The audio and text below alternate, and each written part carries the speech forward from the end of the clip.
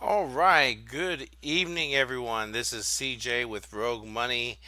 Very excited to be delivering you a very special broadcast tonight. So, tonight we have V that is going live on Coast to Coast to AM. So, we'll be launching here very soon. So, we're very excited about that. Make sure you please share this live stream to your friends, family, neighbors. Also, make sure that you follow us on our Twitter feed at the Rogue Money. Make sure you also follow us on Facebook and then also on Steemit as well. We post all of our blogs, all of our articles about everything possible on Steemit, and then as well of our podcast. So, several of you are very apt to listening to our podcast. So we're very excited about that. So we'll be starting this live stream here pretty soon. Very excited. Yes, it's a very late night. I'm looking through the live chat right now. So several loyal followers that are always here every morning, and I can't say enough to show the appreciation and the love for all of you. That there's nothing more exciting than jumping in and seeing who is already in the live chat room, and then also the number of followers that are here. So just want to show some love. Tom Manley, several other followers that are always here in the morning. We're very excited to be delivering you this broadcast. I know V's pumped up. V and I were texting earlier. He's like, "Hey, I'm getting some rest. I'm pumped up. I'm ready to go live tonight on Coast to Coast." And we're very excited to be, delivering that via simulcast tonight on Rogue Money Radio. So as soon as the broadcast starts up, we'll be firing it up. Right now, the live broadcast has not started, but as soon as it does, we'll be sharing that simulcast here at Rogue Money YouTube. So again, a lot of breaking news today. Just looking through just a few of the highlights. V and I will be going through 8 a.m. tomorrow morning. Also, just real quick before I forget, we had some technical issues earlier on Hanging with Harley. I'm in the process of downloading Hanging with Harley from Periscope.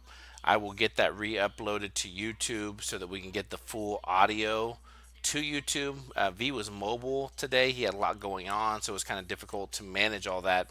But the moment we can get that live feed, or I'm sorry, that recording posted back up, we will do that. And then as well, we did have to scratch Cuss with Gus. Cuss with Gus will be going, back up next week. Again, we've got some great things going on at Rogue Money. Uh, Look for some major announcements next week that'll be coming. Yes, I'm going to go ahead and tease you so you don't know what's exactly is going on. Again, just some very exciting things.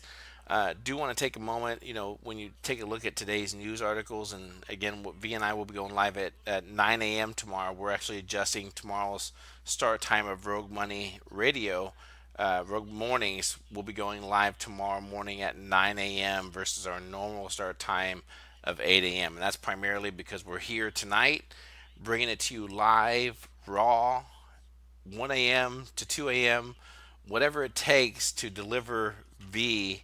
And like I said, I know he's pumped up for tonight's show. I'm pumped up for it as well. Tom, yes, I agree. Yes, you're Tom. You're taking a page out of Cuss with Gus, and I love that. So we're just waiting for the live broadcast to start. At the moment that it does, I'll flip it over to Coast to Coast AM that V will be interviewing. And if you haven't yet, make sure you tune into Coast to Coast. They put out some amazing content on the radio, so we're going to go ahead and release it here pretty soon. And again, I'm listening to advertisement right now as they're transitioning between radio programs. So I am doing my best to be that person that's filling in the gap.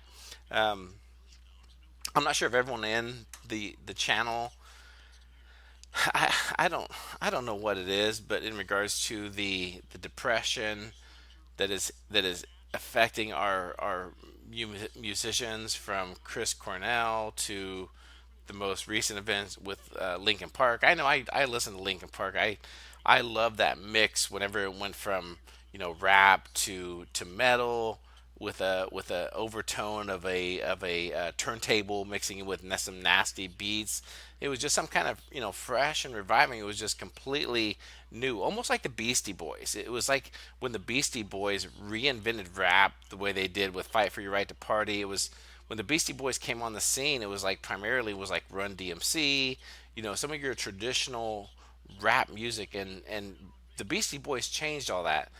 And I kind of look at Linkin Park the same way in regards to the merging of hard rock and rap music, and putting a lot of passion and energy behind it. And that's specifically what I enjoyed when listening to Linkin Park. And I specifically know that those songs helped me out considerably through numerous points. They put a lot of passion, a lot of energy into their music. And Chester, for whatever demons he had, for whatever he was surrounding him, I always choose not to judge people. I know that some people always say that suicide is the weak way out of it, but over the history of it, we're seeing the last several years, we're seeing a lot more of this occurring. So I choose not to judge, because none of us understand what it's like to walk in each other's shoes until we are truly there in that moment, and it can be very difficult. So I choose not to judge. So in part, he has 6 kids and a wife. We want to say our prayers to them and his family, and hopefully Lincoln Park will turn us around and continues to do great things from this point out. But again, the other aspect of it regarding OJ, yes, OJ was acquitted today and released, and I'm going to go ahead and release Coast to Coast right now. So here we go. We're going to go and fire it up. So let's World. I'm George Norrie, and welcome to Coast AM. Later on tonight, Origins of the Sphinx. Here's what's happening. A majority of American voters thinks military force will be required to stop North Korea from continuing work on its nuke weapons programs, and half favor the United States using force. 55% in the latest poll say U.S. military force will be required to stop North Korea's work on its weapons. The U.S. Special Counsel investigating possible ties between the Donald Trump campaign and Russia in last year's election is now examining a broad range of transactions involving Mr. Trump's businesses, as well as those of his associates. FBI investigators and others are looking at Russian purchases of apartments in Trump buildings, Trump's involvement in the controversial Soho development in New York with Russian associates, the 2013 Miss Universe pageant in Moscow, and Mr. Trump's sale of a Florida mansion to a Russian oligarch in 2008. Well, you probably know by now, O.J. Simpson, the disgraced former football great, was granted parole today amid his 33-year prison sentence for an armed robbery that has kept him behind bars in Nevada since 2008. He will probably get out about October 1st or so.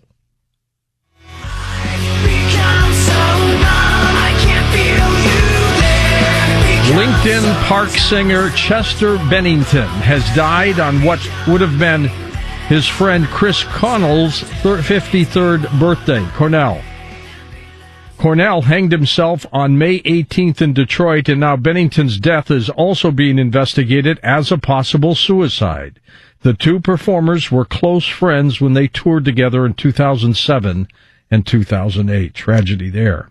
As part of its review of Amazon's agreement to buy Whole Foods, the Federal Trade Commission is looking into allegations that Amazon misleads customers about its pricing discounts.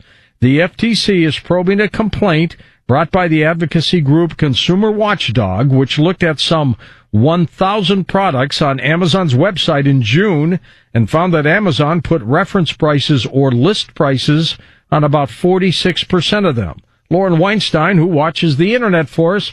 Lauren, so is this a big deal or not? It's impossible to tell at this point. I mean, I'll make clear at the beginning here, I am not a fan of Consumer Watchdog, and as you say, there's the FTC, because in my opinion, they're just wrong. No. Lauren, we're losing you. There you go. Okay, let's start again. Go ahead. Okay. Anyway, I was just saying, I'm not a fan of Consumer Watchdog. I think they're wrong a lot in the accusations they make. The specifics of this accusation has to do with the reference prices. That is, Amazon will say, here's our price, here's a comparative price. The problem is, what's a comparative price? I mean, this is sort of at the heart of this.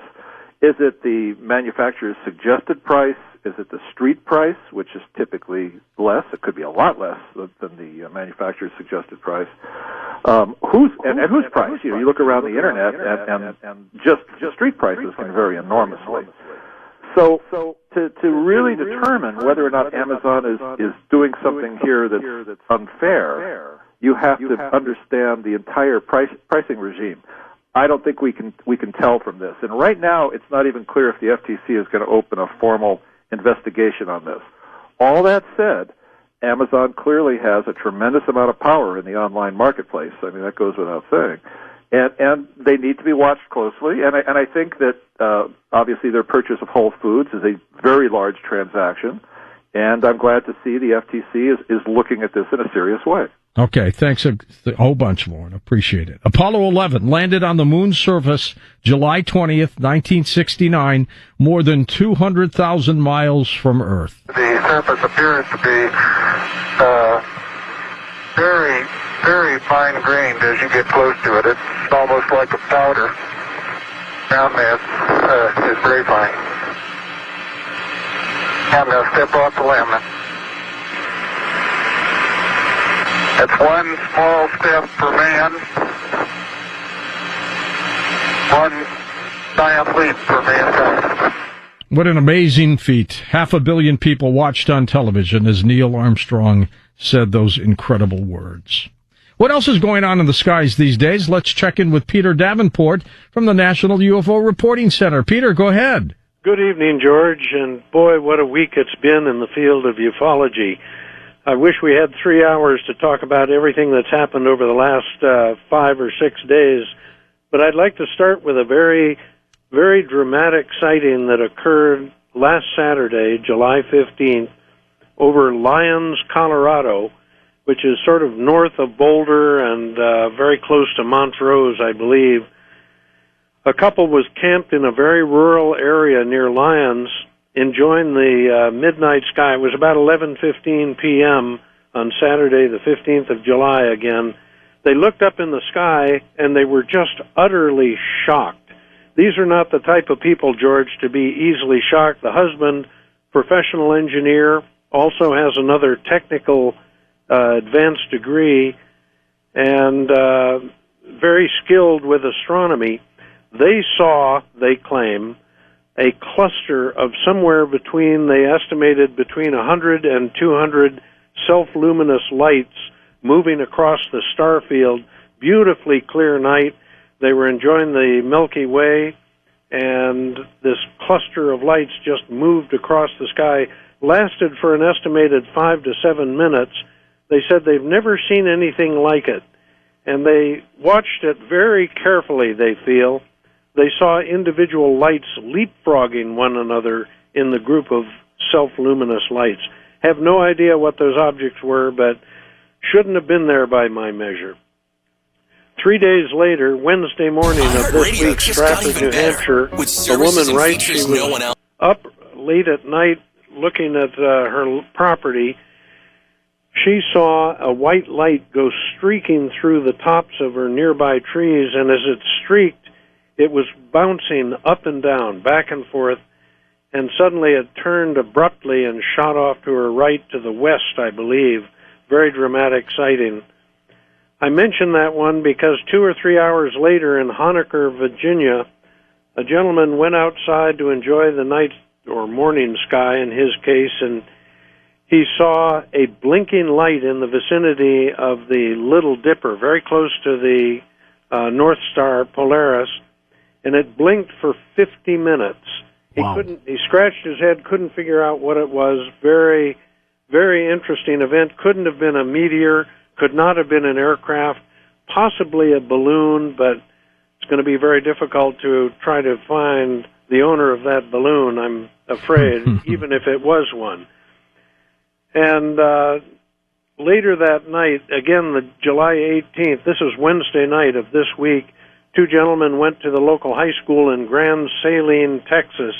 out about 80 miles east of Dallas were flying their quadcopter drones, and they suddenly became aware of another cluster of objects in the night sky, or evening sky in their case.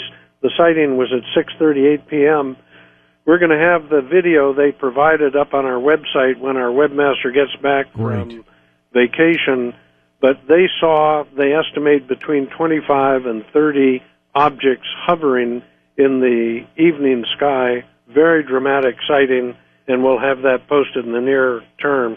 Last report I'd like to close on comes from South Carolina. Yet another report from South Carolina. This one from the central part of the state, Manning, South Carolina. Gentleman saw white light streaking over his head. It turned to red and then blue, and suddenly all the marker lights in the nearby body of water started flashing in sympathy with it. Have no idea what it was, but I'm flabbergasted that the American press is not covering this phenomenon of UFOs more extensively. They never do, Peter. Thank you so much. Peter's website, UFOcenter.com. Now, from time to time, our weekend fill-in host, Connie Willis, travels around the country reporting for us. Where's Willis? What do you have for us today, Connie? Well, I am so honored. I have been able to hang out for a couple days with Mr. John Lear, the man who knows all. I'm telling you, it's exciting. I know. He's got so many great stories, and I don't know if you remember, but I guess a week or two or so, I interviewed John Leonard Walson when I was on. I think it was a Saturday night or Sunday night, and he's a guy that builds these telescopes on his own, and he gets really, really great shots of the moon and some other little weird flying things out there. I mean, just wonderful stuff. And he was a big fan of John's, so he has brought over a telescope and made it specially for John Lear. Oh, that's so he great. handed it to him this weekend, or this week, and so I got to be there for that. It was really cool. And John is also, I mean, he's very happy about that. But he also has a campaign out there that we've talked about on Coast already. It's a GoFundMe campaign because it is so hot here in Vegas. Oh, my gosh, George. It is steaming. I didn't think there was humidity here. There's humidity. It gets hot in Las Vegas. I mean, I don't remember ever having, I thought it was always dry heat. But, so he's doing a campaign. We've got it listed there on Coast to Coast website, and it's to get an air conditioner. And so I'm excited to be here. We're going to be leaving tomorrow and heading out to Sedona, have a good time. But it's been great being here and him hosting me. So I've been at John Lear's house. It's been a blast. And if you don't mind, he would love to say hi to you. Oh, we'd love to. Put him on. John Lear, of course, retired airline captain, former CIA pilot. Hey, John. Hey, George, how you doing? Great. Good to hear your voice. I wanted to thank you for all the help you've been giving me, and I really appreciate it. We're about $2,000 to go to our goal. Well, great. We've got this linked up on our Twitter feed to help you out, John. I know you've hit a little rough time right now. We're going to do all we can to help you out, my friend. Well, we sure appreciate it, George. Okay, you take care of yourself. John Lear. His father is the famous inventor of the Lear jet, and he's fallen on a few tough times here. It's 100 degrees in Vegas, and he wants a little air conditioner. So if you do have a moment, normally we don't do this, but for John Lear, I would do anything. Just go to the website at coasttocoastam.com at our Twitter feed. Up next, V, the guerrilla economist, joins us. Wait till you hear what he has to say next on Coast to Coast AM. Pretty soon, so we're very excited. I'm sorry about that long. Well, I shouldn't say long. I get a great night's sleep every night. But we're very excited to have V coming on here real soon, and I'm just glad it worked, because there for a minute I was panicking, like I had missed his recording. So I actually went on and I was like looking for different websites to make sure that I didn't miss V being on, because the last thing that I wanted was to miss V here going live and his show is over, and then I tell you guys that are staying awake late tonight that, oh, by the way, I screwed up and we missed V because he was somewhere different. but I know you guys would be cool with it. You guys would be like, okay, yeah, that's perfectly fine. So, yeah, so V's gonna be firing it up here real soon. Um, I hope everyone had a great day. Yes, I see. I'm looking at the live chat right now. Cuss with Gus did not happen this week. V, his schedule just a very busy week. We have great things going on coming up with some pretty big announcements we're very excited about here at Rogue Money, and just want to thank our audience and then also our contributors. What's up, Truth Monster? Junior B is in the chat room. Billy, Chandra. Billy is always in the mornings. Billy's like one of the number one, number two. As soon as we start logging into the show, I always see Billy in the morning, as well as Tom. And Steve Perk, yes, Steve Perk. All of you guys are like, like soldiers. You guys are like the guerrillas. You guys are always here in the morning, and we appreciate the love that you guys throw us. And I do, I don't always respond in the comments that are always posted on our videos, but there's nothing more refreshing than to be doing the work that V and I do and see how it is either changing people's lives or just the positive comments that we always get. And we just, want to thank you for that.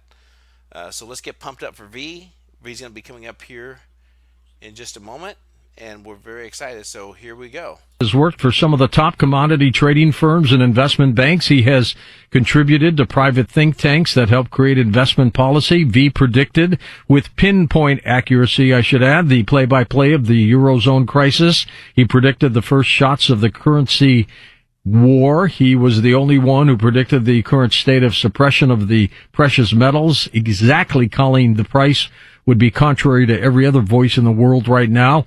And let's see what he has to say about what's going to happen in the future. And his book is called Know the Truth, Know the Game. V, the guerrilla economist, back on Coast to Coast. V, welcome back. George, it's great to be back, man. I'm excited. I don't know where to begin, man. It's so many things are going on. So many things are happening. Let's undo. Let's pick up a string and let's pull this giant ball of yarn and see where this goes. Some people, I got to ask you this. I've had some experts on that think we're going to hit another housing bubble within 24 months, and then that'll affect just about everything. What do you think? Is it going to happen again? Yeah, it definitely will. I think it's going to be a lot worse.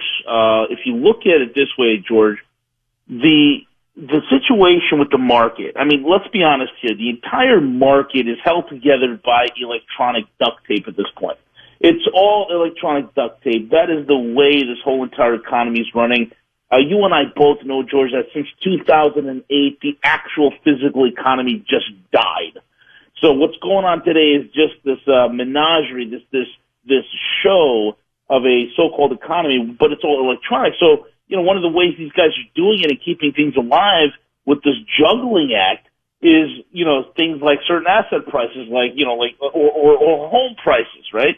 For one instance. So they have learned nothing, and absolutely nothing from the 2008 financial collapse. And if people haven't seen that movie yet called The Big Short, I do highly recommend that people check out that movie. It really details for you that not only have we not learned anything, but we've actually made it worse. And all the individuals that were there for the 2008 destruction, they're still working. They're still there, and some of them made a lot of money. V, didn't they?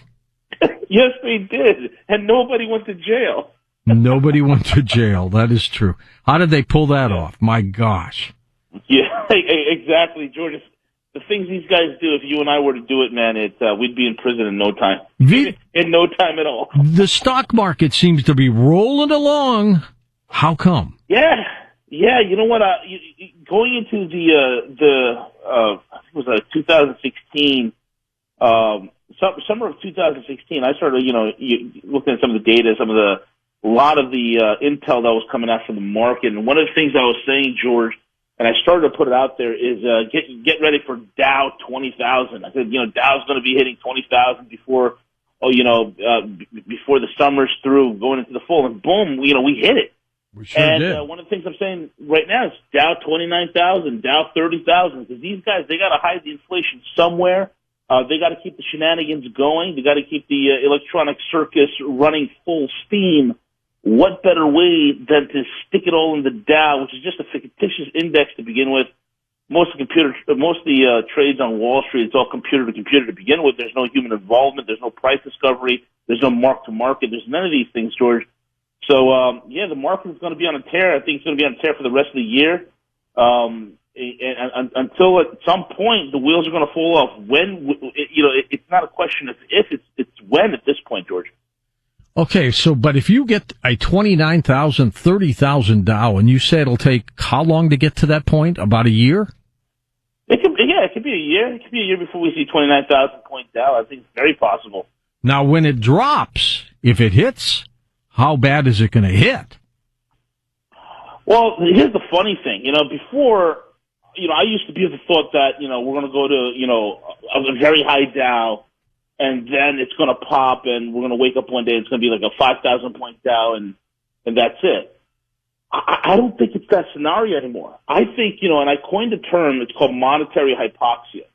And one of the things I said is that as the wheels begin to fall off on the economy, where the electronic duct tape can no longer hold this entire thing together, where the artificial, the hyper trading or the high speed trading algorithms can no longer keep the finger in the dike. When that stops, I think what we're going to see is the dollar being the strongest it's been. We're going to see the Dow going up. I think it's going to continue to ride up until it pops upward. It's going to pop upward. It's going to go parabolic very suddenly.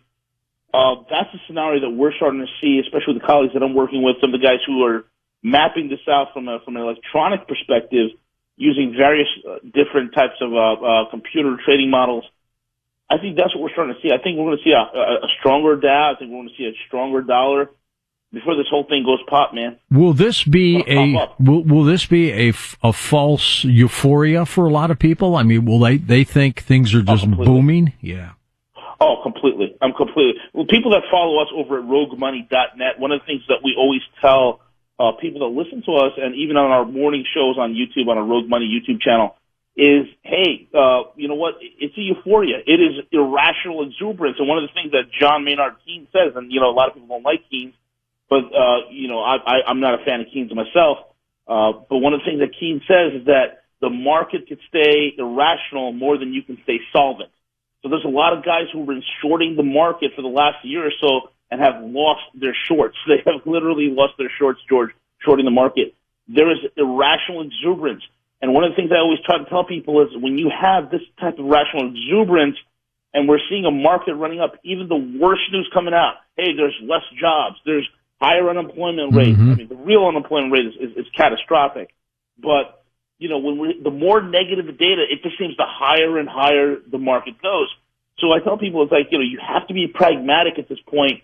And being pragmatic is, and again, I'm not giving out any investment advice here, but there's a lot of people out there, George, that are taking advantage of this. They're not getting caught up in the rational exuberance, but they're leveraging this quote-unquote trend to make a killing in the market. Because right now, I'll be honest with you, the market is a cash machine. It is a cash machine right now. V, stay with us. We're going to take a quick break. We're going to come back in a moment. V, the Guerrilla Economist, his website is roguemoney.net, linked up at coasttocoastam.com. So many more questions for him on just where we're headed. Next hour, you get a chance to chat with him. We'll open up the phone lines for you with V, the Guerrilla Economist. And don't forget to help out, if you can, John Lear. Go to our Twitter feed for the link at coasttocoastam.com. Email me whenever you want at george@coasttocoastam.com. Sign up now for Coast Zone. All right, so there's the first few minutes that V delivered, and again, he is absolutely correct as far as the market. The Fed, as much as they would like to pretend like they know what in the heck they are doing, they truly and unequivocally do not. So therefore, you're going to see the Fed come back and to kind of take back their whole theory regarding that it's now the time to raise rates, because they understand what this is going to do to the markets. So you're going to see that complete, and I'm not going to go into a whole large conversation regarding it, But what I would like to do is I would like to schedule a special Rogue Mornings where V is available, where perhaps we do the entire show and V is doing an opening Q&A, for our listeners, because I think that that's something that we haven't done in quite a while. The other aspect regarding the economy and the geopolitical aspect is that we're going to start to see the Republicans come forth and really try to push for this tax reform. And my biggest concern regarding this tax reform is that who's going to pay for it? Because as much as we like to think, and I agree, I think taxes are way too high right now. But how do we pay for it? How can we continue the massive spending that's occurring in America? How can we decrease taxes for Americans without any type of tax reform? It's not going to happen. And not only are you seeing the Democrats wage war against Trump, but you're also seeing several on the conservative base. And I completely agree. I think there needs to be a national outcalling for John McCain to retire from the U.S. Senate. I know we were very harsh on John McCain, and I will stand by that John McCain, I believe, is a war criminal. And it's time that the people of Arizona demand to say, hey, you know what, John, it's time for you to retire. You've had your time in the Senate. We thank you for your service. Now please go home, because there's so many aspects of what's occurring right now that for the legislative side and the administration to get anything accomplished, it's going to take a concentrated effort. But I truly believe the first part of the reform, as far as the taxes, has got to be reeling in all the special interest money that occurs in politics. It's got to be taking the lobbyist out of Washington D.C. Stop giving money to big pharma. Stop promising all these dollars that are going back to these states for these representatives that will basically sell their soul just for a contract, just for some aspect of bringing dollars back to their state. And now's the time. I mean, I think the next 3 to 6 months is very important. It's very important for Trump to legislatively get some things accomplished. And if it doesn't happen, I think it's time. Something that I've talked with Harley Schlanger about, and this is over 3 months ago, is that I know Trump may like them. I know that they're kind of feel good things, but these rallies that he's still like on a victory lap. He's still on a victory lap. And I don't want to be a mouthpiece of the administration. I know a lot of people get upset. A lot of people, I see comments that when I talk bad about Trump, they're like, oh, Trump is doing that. I support him. So just because I criticize one aspect of something that Trump does not mean that I do not want him to be successful. But he's got to give up on this victory lap tour. He's got to give up on these town hall, these city celebrations of flying to Columbus and look at what we did and everything else celebrating. He has got to take his message directly to the American people. He dictates the media, so he can very easily have a nightly broadcast, a nightly show to state specifically what is working, what it's not, and more importantly, to call out the people who are standing in the way. He controls the narrative at this point, not the media, not the New York Times, not the Washington Post, but it's not being accomplished by just simply flying around and having these victory celebrations across the state. So, anyway, that's just how I feel about it, and I'm going to get right back. And no, we haven't had Jeff Berwick on a while. Maybe it's time to get him back on. But we'll look to do that, and I'm going to get it back on air because I know V's getting ready to come back on. So I'm going to turn it back over to Coast AM, and V's very excited to be joining on Coast to Coast AM. So here we go.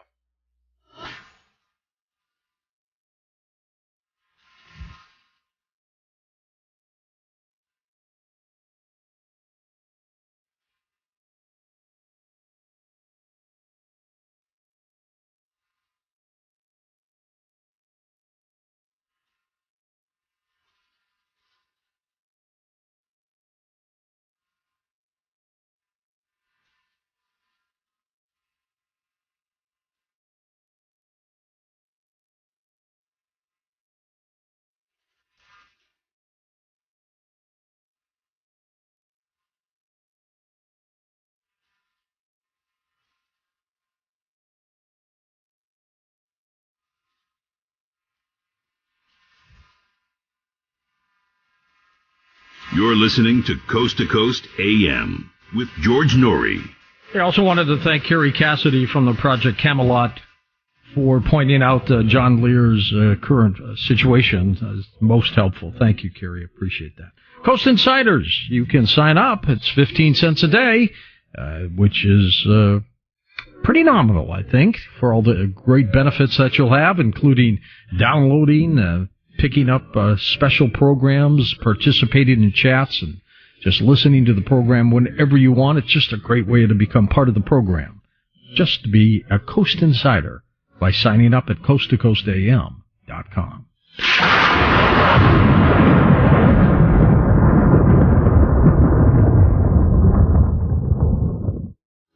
Now streaming on Amazon Prime, UFO TV presents I Know What I Saw, expanded director's cut. Steven Spielberg says, compelling.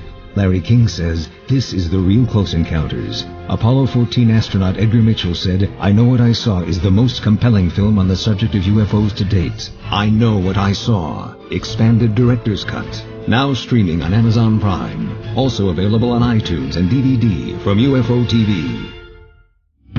When you don't have a big marketing budget, you have to wait until the opportunity is... I think we're at the point now where you all should be very thankful that we do not have advertisement running consistently. Now, granted, we may appreciate it on our end at Rogue Money, but I cannot tell you what this is like to have these big breaks like this. Probably one of the reasons I could never do broadcast media, nor am I going to plug you some type of colon cleanse program that I'm going to say bring my family members on to attest that it truly worked and they were able to clean their colon for the next 2 weeks. And I'm not sure why I'm sharing this live right now on media. I'm just trying to fill time here, so I'm not very good at it. I'll be the first to admit it. So hopefully you guys are enjoying it. Feel free to post any comments in the chat room, and I'll answer it as we see fit. Yeah, absolutely, Dan. Right back at you. Just again, I just don't feel like all these advertisements that are coming at us. And just want to thank our sponsors. We have sponsors Rogue Money money as well. So myfreedomnow.us. In the event you need some debt restructuring, perhaps you need to get your credit restored, and then also some potential loans.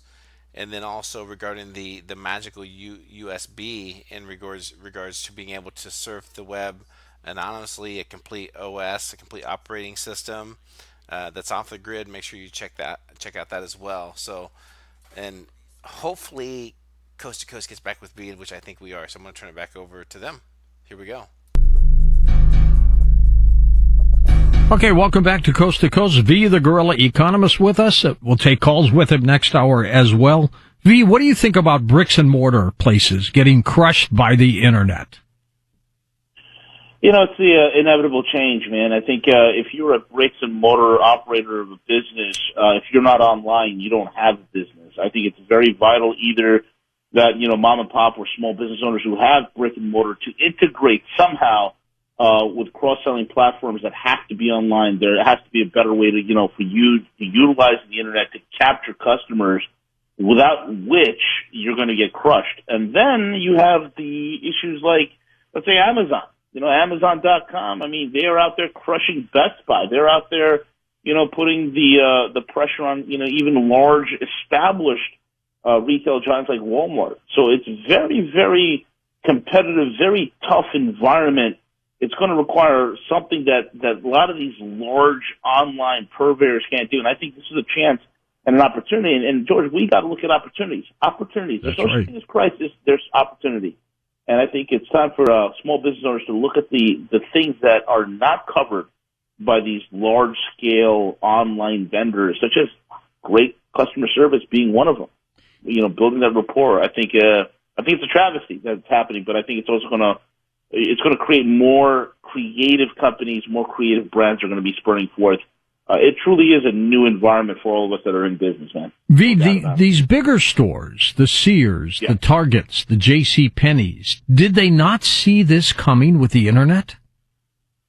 You know what? That's a great question, George. I think the way that Sears, J.C. Penney's, and Macy's, and all these guys and even Walmart. Walmart was incredible. I mean, it took forever for Walmart to respond to Amazon, and now it's just too little, too late.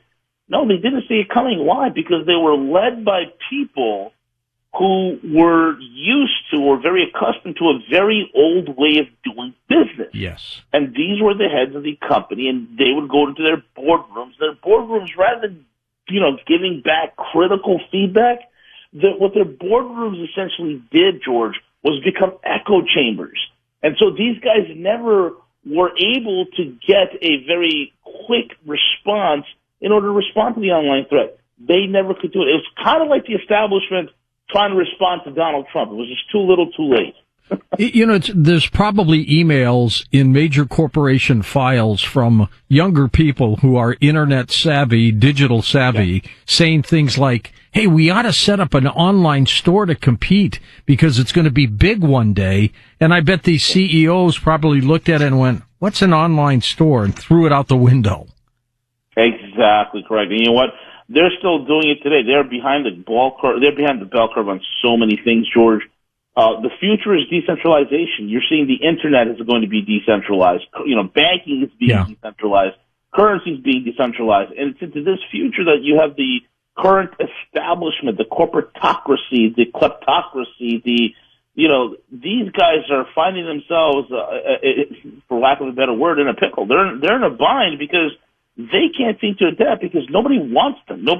People are finding creative solutions to what the establishment is happening, and they're no longer participating in the establishment system. And that is what's freaking these people out, George. By the way, I got an email from a couple listeners that say, okay, why does he call himself V? Who is he? So I shall ask you that. Who are you? V for vendetta. V for it's a popular letter. I mean, I don't know who you are, right? No, you don't know. I don't know you. Quite who I am. I don't know. Not at all. People think, he knows him. He's his friend. No, I don't know him. I don't know his name. We have mutual friends, but no, we don't know each other personally, George. No, not. Cryptocurrencies. I'll be more than willing to throw a cold one back with you, without a doubt. All right. I'm going to look at your credit card so I can grab your name. Go for it, sir. I'll tell you when I meet you. Cryptocurrencies, bitcoins, things like that. What do you think of that? I love it. I mean, over at roguemoney.net, all the information's there. We're big proponents of cryptocurrencies. We love it for a wide number of reasons, okay? People will say, well, cryptocurrency is the mark of the beast. It's an all digital currency. It's horrible. It's terrible. No, it's not. What people fail to understand, George, is that cryptocurrencies, okay, especially like Bitcoin, Ethereum, Litecoin, these are all built on a technology called the blockchain. And I recommend everybody to, just spend the time researching what a blockchain is. It is a trust generating machine. It is an open ledger.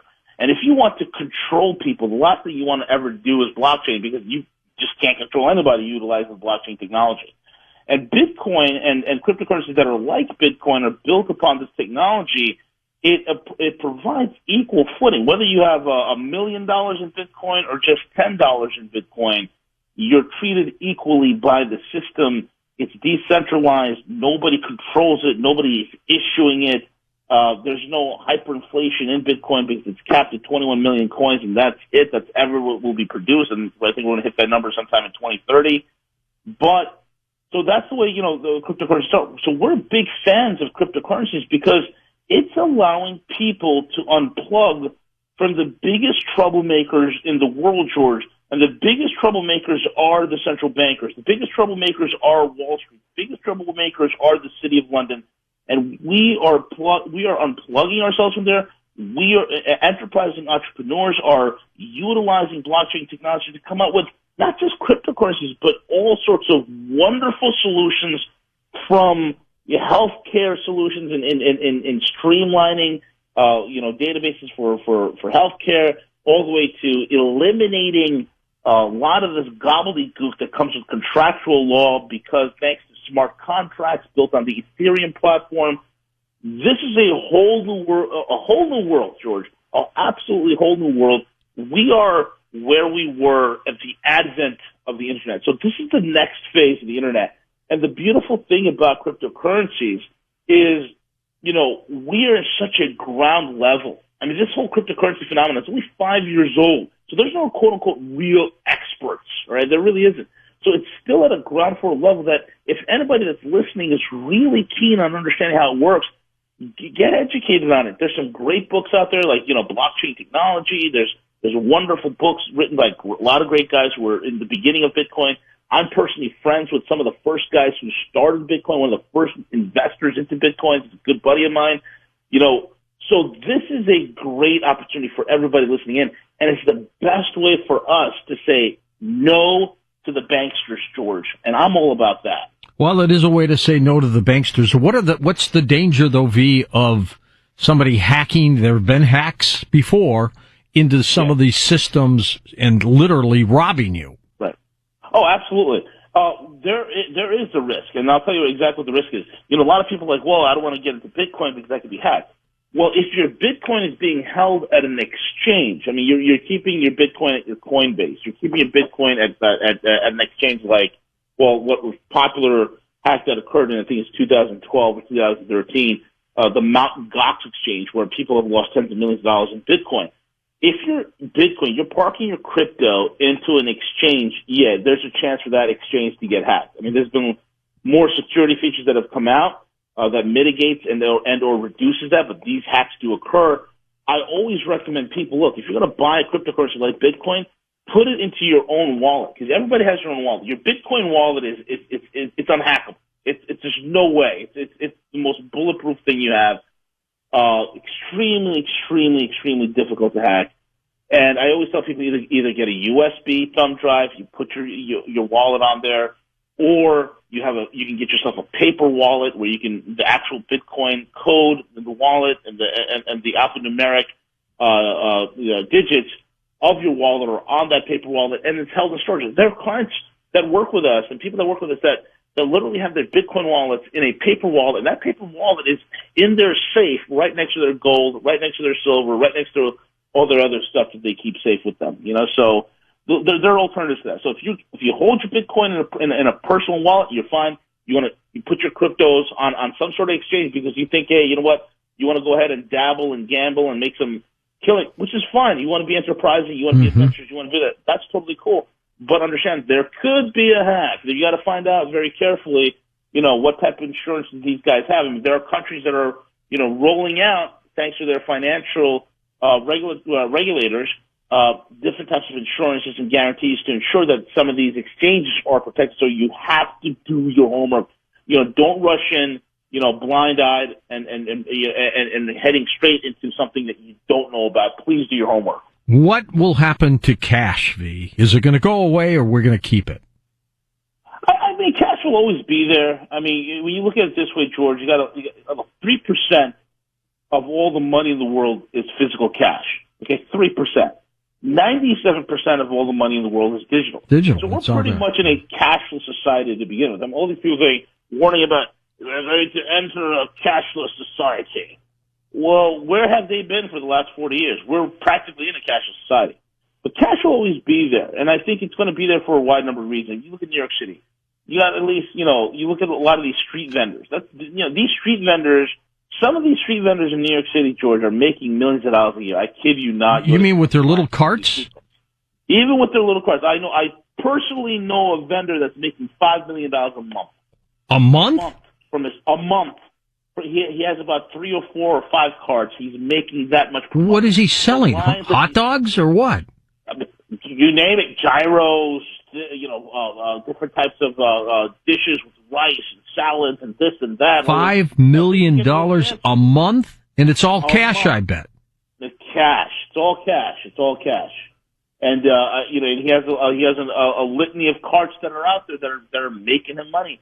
So industries like that are always going to be taking cash, number one. And the other industry that likes to take cash would be the drug runners and the drug cartels. They prefer cash. In fact, a recent study came out that drug cartels and terrorists prefer cash as opposed to cryptocurrency or anything else. Okay, that's because that stuff can get confiscated. The cash, it's tougher.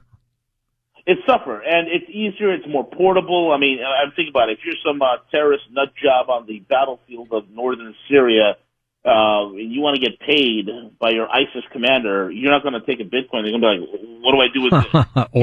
or a check. Or a check. You're going to take cash. And same thing with the drug running. I mean, we all know there's a great deal of government involvement in drug running. We know that. We know there's some governmental elements, which we like to call these days the deep state, that are involved in and narco trafficking. And one of the ways the deep state makes money off of narco trafficking is through having it all in cash. They're not making much in cryptos. They need to have a cash system. So there's always going to be a little bit of a cash system. Anybody that says they're going to completely get rid of cash, no, that means the narco trafficking has to stop. That means the human trafficking has to stop. That means there's so many nefarious businesses that the deep state utilizes and leverages that has to go away. And right now, they're not going to do that, George. What do you see right now, V, as the most serious issue facing us economically as Americans? Yeah. Mm-hmm. I think the most serious issue facing us is this. Look, I said this. Look, since 2008, the physical economy is dead. The serious issue is this. We have 101 million Americans receiving some sort of a governmental subsidized handout. We have about 42 to 45 million people on food stamps. We have 95 million and counting people that are permanently unemployed. That means they've been looking for a job for over a year to close to 2 years. They can't find it. They have permanently fallen out of the workforce. And granted, between the numbers that I've given you, okay, and plus the real unemployment rate being about, from every major firm that tracks it, anywhere between 32 to 34%, when you really look at it, George, and again, with the overlap, there is some overlap here, we're looking at more than half the country, more than half. Some estimates are as 52% of the country. That's frightening. Is not productive. So we don't have a physical economy. We don't have manufacturing running. We don't have factory floors anymore. We don't have any of these things. We have a great deal of people that are out of work. The greatest danger that we face, and I think the president's trying very hard to fix this issue. He knows the paper economy, the phony, baloney, phantom economy has to crash. It has to go away. But you can't pull the rug right now. Because if you pull the rug right now, it will be catastrophic. Yes, the whole thing goes. We're talking tens of millions dead. Yeah. Exactly. It'll be catastrophic. The way that you pull the rug and the way you end the phony, baloney paper economy is you have to revitalize. You have to breathe life into the bones that was once the physical economy and allow that to grow back and allow that to, take the breath of life and regain its vitality and rebuild itself. Once we're able to do that, then we could pull the nonsense out from the Wall Street guys and put an end to the price speculators, the derivative traders, the debt creators, and get back to sound money. Can we do that? That's the biggest danger. Can we do that? I think we can. I think the last time I was on the show, George, one of the things I said is, going into 2016, I said, how we win this in 2016, and again, I was seeing it crash by the end of 2017, and I firmly believe if Hillary Clinton was elected, we would be not only in a crash, but possibly even World War III. No. One of the things I said is, the choice is ours. We could either go into a very hard landing where we survive, or we crash the plane into the mountain. And that's the analogy I gave. I also said that, it's who controls the narrative. It's either going to be the establishment controlling the narrative, or we control the narrative. And by the grace of God, George, when you look at it today, we are controlling the narrative. The alt media, those that are in alt media, those who are creating the memes, those who are in the alt-right, those who are in the conservative libertarian movement, we are controlling the narrative. The establishment media is finished. So, yes, we have a beautiful chance of really bringing this home.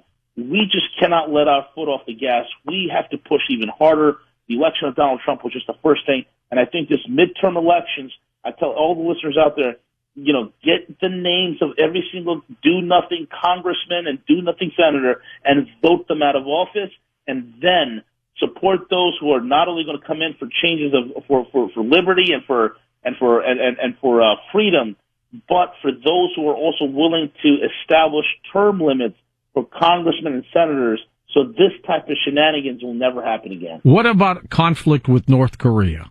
What are the possibilities? I think it's a very real threat. People are saying, there's a lot of rhetoric about a military response, and I personally do not see a military response, and I'll tell you why. Any sort of military response by the United States will be stupid, and I'll tell you why it's stupid. Because it will create an absolute crisis on the Korean Peninsula in three ways. Number one, Seoul, you could kiss Seoul off the face of the map, goodbye. Because what's going to happen is a rocket barrage, an artillery barrage, and a missile barrage that will descend upon Seoul. That's right. been the North and we have 35,000 troops still there. Correct. That would be a travesty to do that. Secondly, we'll create a humanitarian crisis where many in the north will be fleeing into the Chinese as well as Russian borders, the Chinese borders, and that's going to create problems. They don't need that. That's creating a lot of instability in the region, especially also it's going to create problems in South Korea because there's going to be refugees coming over from there. So the best way to deal with Kim Jong-un is to do it covertly, to do it, starve him, continue to starve him economically. And let's be honest here, North Korea is a resource-poor country. Or hope for a coup, right? Or hope for the coup, which, coincidentally, George, I have it on good word that his uncle, whom he has executed by throwing him, I think, in a pen with 120 hungry dogs, or it could have been the uncle that he assassinated by having him shot at with anti-aircraft cannons. Or the half-brother he had spray poisoned at the airport. Exactly. These guys were very close to China, okay? And ever since these guys were assassinated, China's cut off coal importation. That's true. V, stay with us. We're going to come back. We'll talk more about that, and we'll take phone calls with you next on Coast to Coast AM. Always on your phone? Then you'll be happy to know the Coast. All right, that was a great exchange of information and everything that V covered.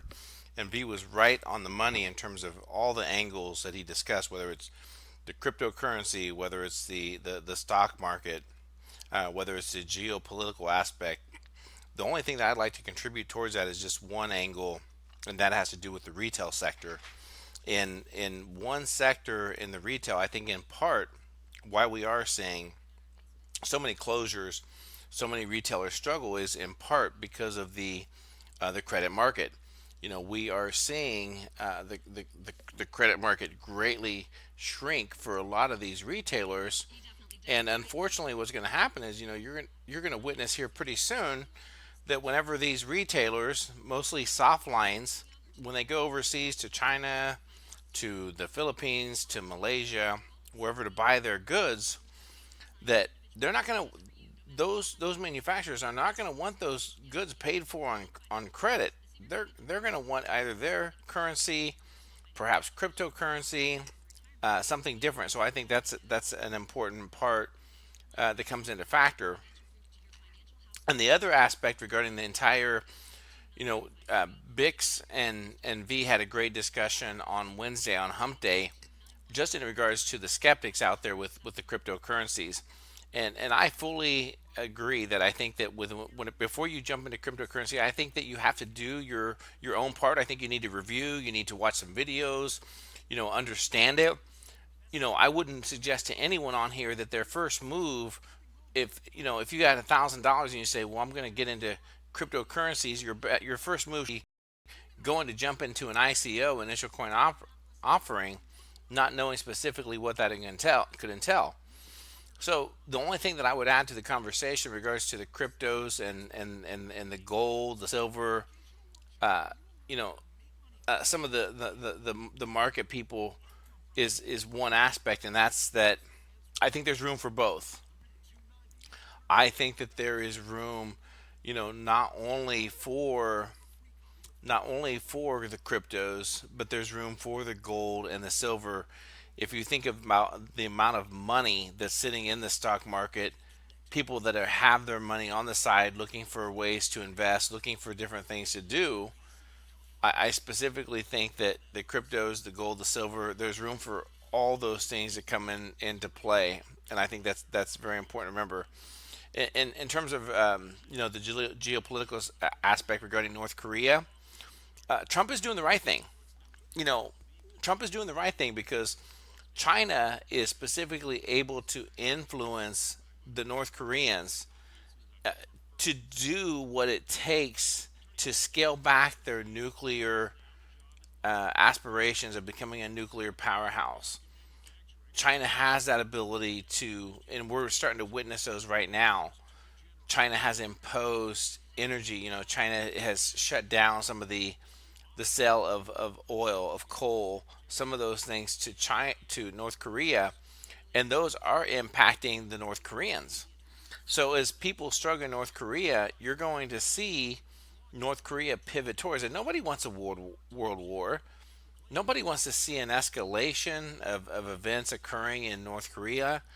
Why? Because there's no outcome that is a good outcome.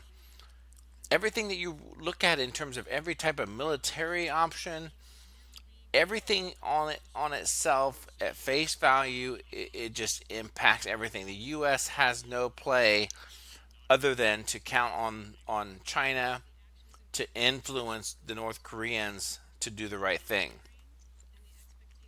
I also want to, real quick at this point, be 100% transparent. I was not prepared for all this conversation between the show with radio programming.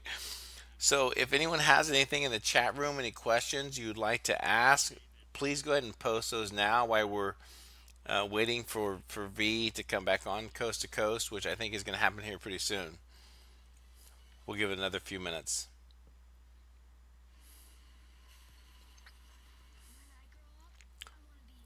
Okay. Nobody wants to be behind the eight ball, Branding. No one. That's right, Tom.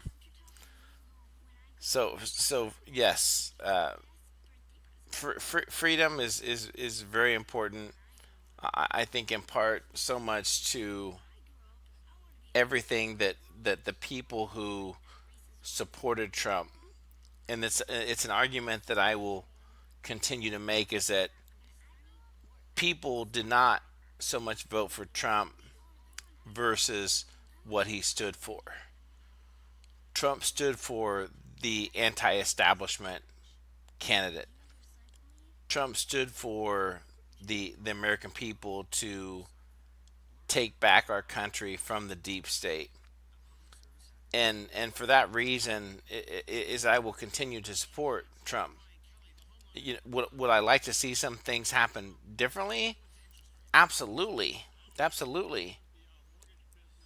So in part, I think it has a lot to do with who Trump has surrounded himself with.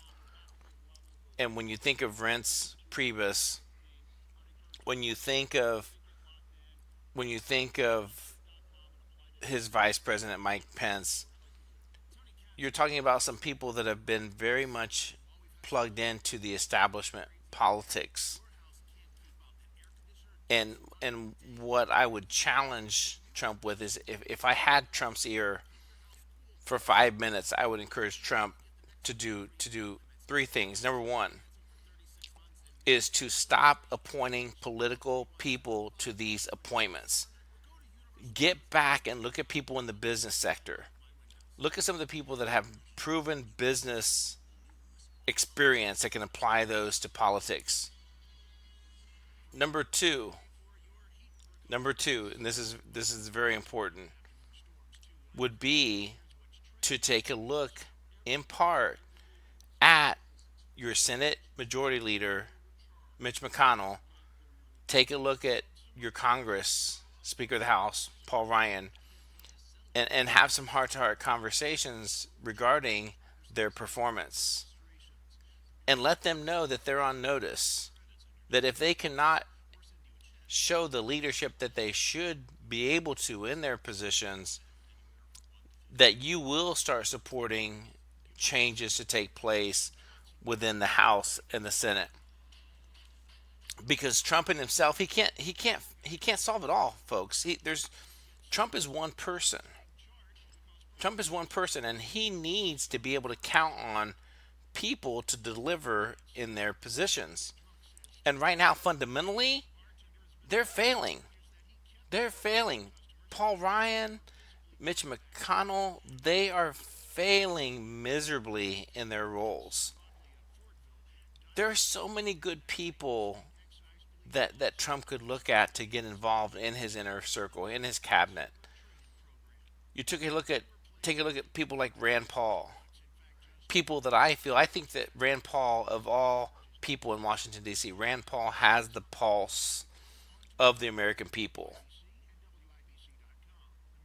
Ted Cruz is probably the smartest person in Washington, D.C. Do I agree with everything Ted Cruz represents? No.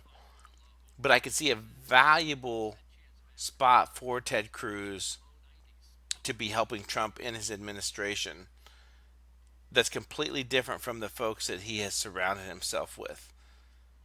You know, this whole shadow of his daughter, you know, those things, you know, bringing those people in office as, you know, the people that are, you know, his inner office working, his advisors, that may work in reality TV, The Apprentice, and everything else. But you're talking about the presidency of the United States. You're talking about the administration, and I think in part, I think that's why Trump needs to take a look at his inner circle, and it's time for a major change-up. It's time for a change-up of people who are experienced at getting things accomplished. Shoot, forget about Rand Paul, even Ron Paul. Even people like, as much as off the wall, but someone that has the no nonsense political approach is, and I know the audience may hate me for this, is Jesse Ventura. Look at what Jesse Ventura, you know, accomplished. So there's so many people who could accomplish a lot more than allowing Mike Pence, allowing Reince Priebus to determine who should he be appointing to all these cabinet level positions. Because at the end of the day, some of the folks that are being appointed do not represent why Americans got behind Trump to put in the office. I'm going to turn it back over. They're getting ready to get fired up, so here we go. When we come back on Coast to Coast AM. If you could be more heart healthy by drinking a glass of vegetable juice daily, would you do it? I sure hope so. It's a performance-enhancing veggie, transforming the world into a great-tasting circulation superfood drink. It's called Super Beets, and you can try it risk-free. Super Beets happens to be loaded with vegetable dietary nitrates that help boost the nitric oxide levels in your body, equaling an increase in energy and stamina. Dietary nitrates are incredible for supporting healthy blood pressure as well, dilating the heart arteries. Super Beets, drink it in the morning, afternoon, whatever you want, for a great pick-me-up. You can try original berry flavored or black cherry flavor as well. Get a 30-day supply free. It comes with your first order and is backed by a money-back guarantee. You get a free book called Beat the Odds and free nitric oxide indicator strips to see the difference for yourself, and shipping is free too. But you got to call or go to this website. 1-800-515-0053, 1-800-515-0053, or go to noribeats.com.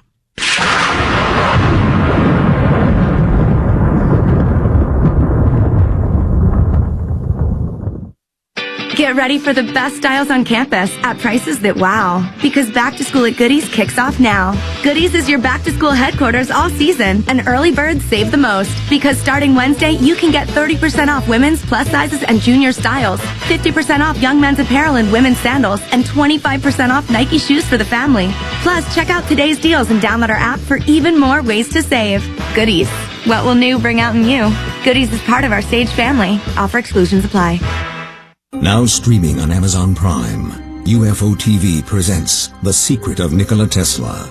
This is the world-famous feature film starring Orson Welles as J.P. Morgan, with an all-star cast, and presenting Peter Bozovic as Nikola Tesla. Discover what really happened to Tesla behind closed doors at the most pivotal point in human history.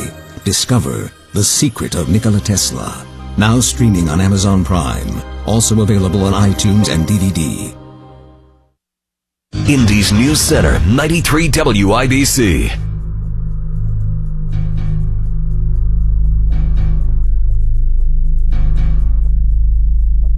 We are back with V, the Guerrilla Economist. We're going to take your calls as well. And V, you were telling us that if something happens in North Korea, China is going to get flooded with a bunch of immigrants. They don't want that. That could be a mess. Yeah, it could be. It's a total mess. I mean, it's bad for China. It's bad for South Korea. I mean, God, I mean, this lunatic could shoot off a missile into Japan. Hawaii. Hawaii. The thing is, people need to ask the question: is this is a poor country? I mean, let's be honest. Kim Jong-un, which I like to call some dumb fool, is the fattest man in North Korea. So the question is, how is he getting money? I mean, this guy's out there watching every missile launch and smoking, Salvatore Ferragamo cigarettes, which are extremely expensive. How is this country, this hermit kingdom, getting money? And it's coming from outside. By the way, he's got a nice Mercedes too. Oh, he's got a collection of Mercedes, a whole fleet. Yeah. And the question is, how is he getting it? Right. The question is, we have the NSA that has snooping capabilities that knows where everybody's email is. Why don't we utilize this monolith to find out how this money is flowing into this country? And then you turn the spigot off on that, and you let the country implode on itself. People will be so China's, Russia's, South Korea's, and America's to have this guy removed. So if we can just all work together, I think it could be done very effectively. We just don't need to create a big mess in doing it, you know? Good point as well. And it's got to get fixed because this administration has got to do something soon just to take the heat off itself. And I think it's got to be North Korea. Yeah, it's a very, it has to be North Korea or somebody, or some big names in Congress wind up getting arrested because, I don't know, maybe they found some pedophilia type stuff. Who knows? We shall see. There's a lot of things there's a lot of things happening right now that's under the surface, George. To the phones now we go. Let's go to Randall in Indianapolis, Indiana on the wild card line. Hi, Randall. Hey, how's it going this morning? Great. Go ahead. You're on with V, the Guerrilla Economist. All right. Love the show as always. Thank you, sir. A couple questions, and I might try to sneak in a third one if I'm quick enough. Okay. Volvo mentioned that here a couple, 2 or 3 weeks ago, they're going to go to all electric car production. I was wondering what the price of oil is going to go to. Is it going to go down to 20 or maybe further? What's the price of precious metals going to do? Because I thought you said on this show the last time you was on that the precious metals were artificially inflated by the powers that be, whoever they may be. And the other thing is my question I got is, what do you think about penny stocks? Stocks that are under $1. You think it's worth the way the stock market's shooting out? Do you think it's worth to? All right. Let's take that one first. The penny stocks. What do you think? I think there are people that play penny stocks. It can be risky. Investor beware. In terms of the price of oil, I think. My God, I think I'm the guy out there that nailed the price of oil back in August of 2000. I think July of 2015. I said oil's going to dip below $40 a barrel come the fall in winter season, and it exactly happened. It hit $39 a barrel. I think oil is going to continue to stay low. I think it should be lower than the current going price. Reason being, it was still in a supply glut. In terms of, I don't know, I didn't quite get the last question. The other one, precious metals. Precious metals. Yeah, I think what's going to happen is eventually, there's some issues there in the bond market, and a colleague of mine, Charles Hugh Smith of Two Minds blog, and Charles and I agree on quite a few things. And one of the things we definitely agree upon, I think, as investors are looking for safe havens and safe harbors, I think there's a great potential here for a lot of people to start moving not only into cryptocurrencies but also into gold. So I think in the run up in the next couple of months, we're going to see a high Dow, a high dollar, good values in precious metals, as well as Bitcoin going higher as well. Gold could go through the roof, couldn't it? Yeah, it eventually will.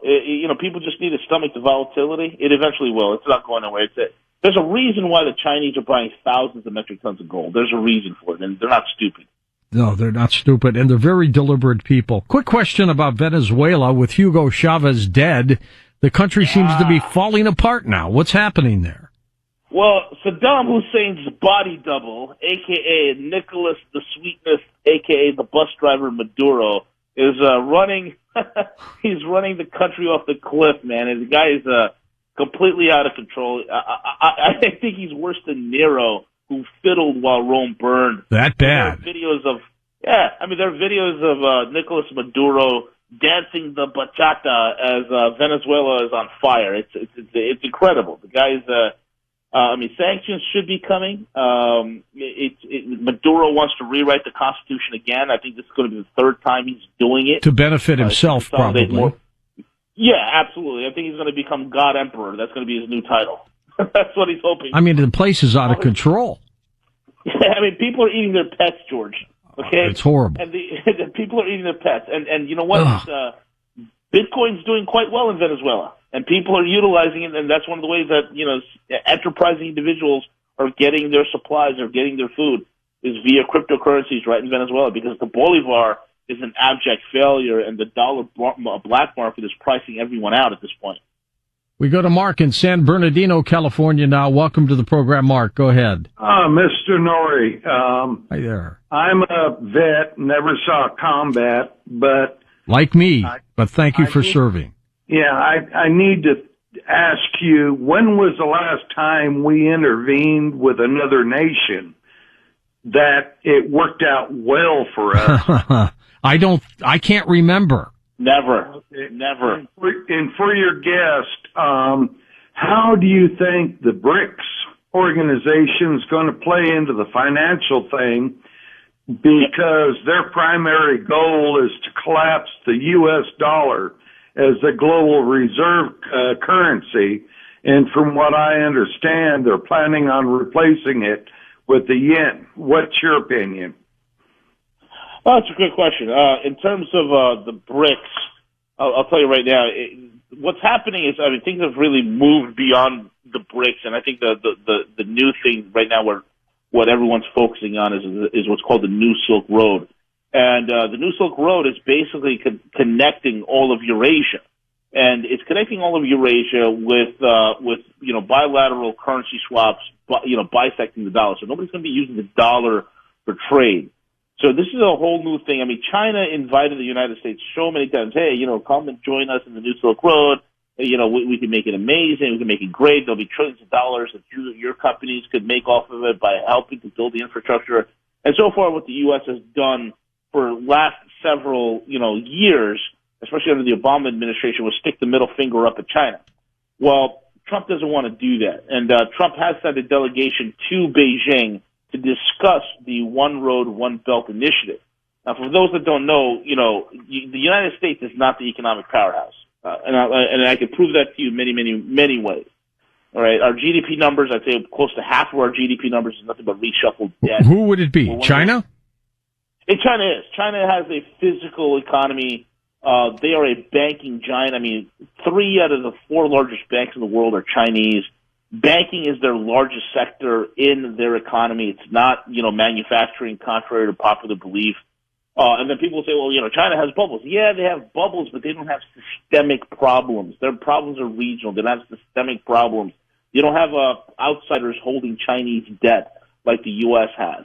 So the whole entire world reserve title, the whole world reserve currency play that we've been doing for the last several decades, that's always doomed to failure. Most reserve currencies last about 40, 50 years and about 100 years at the most, and they're done. And we're on schedule to meet that very same ending. The whole world is going to go through an economic reset. And what we're trying to do, and I think what the Trump administration is trying to do, is make sure that we have a seat at the table when this whole entire thing goes belly up, George. And it will, won't it? Yep. Yeah, it definitely will. You can't sustain this. You can't do this for long. Joe in the Bronx, welcome to the show. Hi, Joe. Hey, George, how are you? Good, Joseph. I wanted to ask I heard recently that Elon Musk has an idea for hyperloops, which will shorten the travel time between New York and Washington, D.C. to around 29 minutes. What economic impact could this have on the U.S. If transportation is speeded up to this degree? Well, it's pretty interesting. If you read the quote or the tweet that Elon Musk put out, he was like, "Oh, I just got approval for a Hyperloop. Please talk to your local politicians to make sure this happens. We could use the Boring Company." And the Boring Company is a subsidiary that drills these holes and gets this Hyperloop set up. It's a very strange tweet because anybody who knows, local policy, local government, how local governments work, nobody does verbal agreements. So it's very strange. Number two, if he's able to pull it off, I think Hyperloops are I'm not opposed to them. I'm not opposed to them. If they, I've yet to see a functioning Hyperloop that exists anywhere that where you have you use it as mass transit. But if he gets to that level, hey, I think it's a wonderful thing. But in terms of what Elon's been doing recently, I think he's going Howard Hughes on us. I mean, but that's just my opinion. Howard did okay for himself. He did. I think Elon's having that same. I've been following this guy. Just the weirdest tweets, very cryptic. It's just, it's very creepy. Does money do that to people? I don't know. I think he's got. It could. It could. I think Elon is getting into Howard Hughes territory in some regards, man. Let's go to Los Angeles. Barbara's with us in L.A. Hi, Barb. Yeah, I heard your guest talk about government handouts. Mm-hmm. Well, according to his scenario, I get a government handout. I get Social Security, and I'm severely disabled. No, you put in for that. That's yours. Yeah, but I just want to know, is he including people with disabilities in that need that? No. What I'm saying is, it's when I say government handout, I'm talking about people who need either welfare or food stamps or something like that in order for them to make ends meet. Not somebody who's disabled, not somebody who's, paid into the Social Security system. I'm not referring to that at all.